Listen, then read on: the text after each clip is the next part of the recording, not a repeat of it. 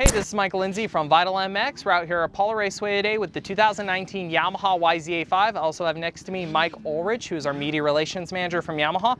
He actually just got in that position recently. Before that, he was one of the main dudes in the testing department. So even the products we're seeing today, you had quite a hand in the development of. So my first 85 was a Yamaha, and I really liked the bike, but at the time, being a really small, young up-and-coming rider, the lack of the power valve was definitely a big difference when I switched brands and went to a brand that did have one. The usability of the power, manageability at a smaller size, it was just overall a big advantage, and that's something you guys have not had until now. Even though the bike visually may look the same as the previous bike, if we're not talking about the plastics, the bike basically is all new.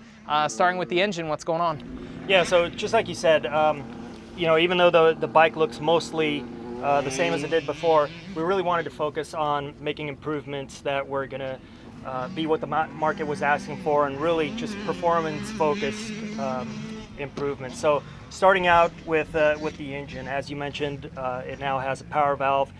We didn't just slap a power valve on the same engine. This is actually a brand new engine. So the cases are new, the crank is new, the transmission is modified or redesigned for smoother shifting.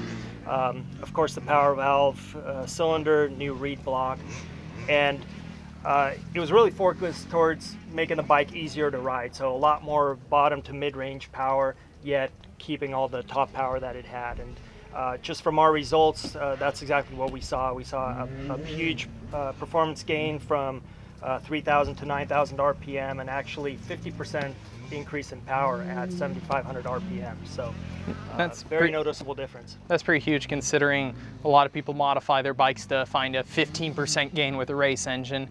Beyond that, like I said, the stuff like, you can't really just slapping a power valve on the engine doesn't work, in the sense that you have to redesign how the intake is getting into the bike, how the air and fuel is getting there, how even the head's designed, because now you have the compression ratio changing as the power valve's opening and closing. So it really, you guys could have slapped it on, but to really make advantage of it and get those gains you're talking about, it really had to be an all new up engine, huh? Right, yeah. Like you said, the compression ratio is different, the head's changed. We really focused on upping the velocity of the fuel going up into the ports. Again, all just in the search of more power and more rideable character as well. And like you said, the bike, really the only things that are shared with the previous one are the mainframe and the plastics. Other than that, everything on the bike is new suspension. We have a one-piece 36 millimeter coil spring fork. It's more rigid than the previous setting. Also, the both ends are a little bit stiffer, make for a more precise handling feel, give the rider a little more confidence, especially coming into the corners. We have a new, more rigid swing arm. Also for the dads, made it a little bit easier to adjust the chain. And yeah, it's got like a modern day axle block instead of the old sliders in the rear of it. Exactly, yeah. So a lot more big bike features, and then always the kind of the two-stroke reliability and ease of maintenance as well. Yeah, even little things like you guys still had a one-piece steel crossbar on it, normal aluminum now. Triple clamps have been updated with bar mount positions, four selections, 2 holes, reverse the mounts themselves. The front brake line no longer goes under and the lug and up and back around like a 90s two-stroke. Everything, like I said, outside of the main frame, everything's really been modernized on this bike. Yeah. I mean, those points you brought up are great. Again, just making everything more modern, like the big bikes, the aluminum bars. I have a kid, and just how quickly he grows from month to month and year to year. It's really important now to build in some adjustment on these bikes.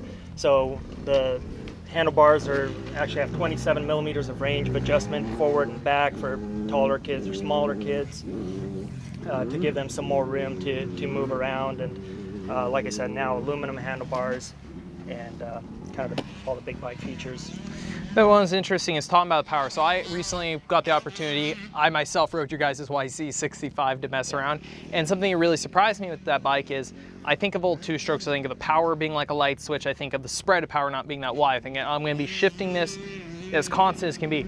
I would actually argue that I almost shifted the YZ85 less than I shifted like a modern 125. You guys had done such a good job with the spread of power and the ratios, and it was something you guys mentioned is trying to make the bikes easy for the kids to ride, less thought into that. With the 85, with all the power gains you've made, you've even changed the gearing selection because you have so much power to give now. You could kind of give up and try to spread it out and make the bike more rideable. Exactly, yeah. We changed the final gear ratios, actually made it taller because we have so much more low-end torque feeling and made the bike easier to ride. So yeah, like you said, the 65 now to the 85, you know, we're really trying to support the whole industry and trying to get people into it. It all starts with the kids, so we're hoping to make more of a stepping stone for each size kid, and hopefully get them excited about something new in the industry and getting them excited about riding, and hopefully get them started on a blue bike and move on through the ranks on a blue bike. And then the last thing I thought was interesting is the pricing. The bike's only $300 more than your guys' 65. It's pretty comparable in price. You guys didn't really up it much. Yeah, actually it's $300 more than the previous 85. It's the same price as the 65. Currently. Same. So, and that has a lot to do with also the styling. You know, we considered it, but trying to keep it at somewhat of a reasonable price, we decided we'll just leave the bodywork the same. You get a lot of changes for that price, basically brand new engine, brand new suspension, swing arm, all the adjustability for a pretty minimal cost up. So that's what we were aiming at. Hopefully help the parents out, get kids on bikes. Cool. Well, mini riders aren't exactly in our regular testing forte. We're gonna get this out in about 2 weeks and actually take kids out on it and get some more opinion for you guys for our first impression. We just wanted to run through so you guys knew exactly what's up with the bike and kind of, like I say, kill the misconception by the visual that it's the same, because it's really not.